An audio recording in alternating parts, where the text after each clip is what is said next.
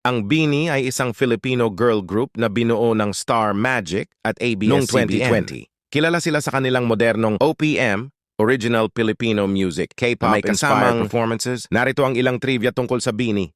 Pangalan. Ang BINI ay hango sa salita na nangangahulugang isang dalaga o babae.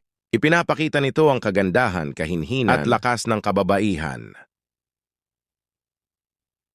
Debut song na nagbibigay diin Ang sa debut empowerment single at ng pagsisikap BINI upang ay magtagumpay Born to sa Win. kabila ng mga hamon.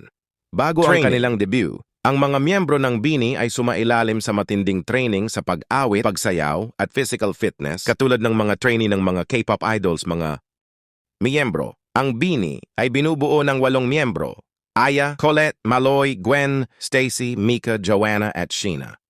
Bawat isa ay may kanya-kanyang talento sa iba't ibang aspeto ng performance. International performances.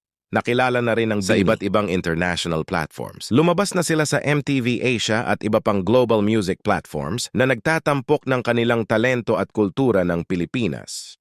Fanbase. Ang kanilang mga tagahanga ay tinatawag na Bloom. Ang pangalan na ito ay sumisimbolo sa patuloy na paglago at pag-usbong ng grupo at ng kanilang fandom advocacy.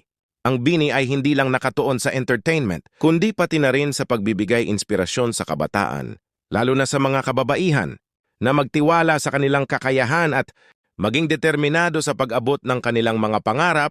Ang BINI ay patuloy na nagiging isa sa mga nangungunang girl groups sa Pilipinas at sa Asia, at ang kanilang musika at performances ay nagpapakita ng pagmamalaki sa pagka-Pilipino.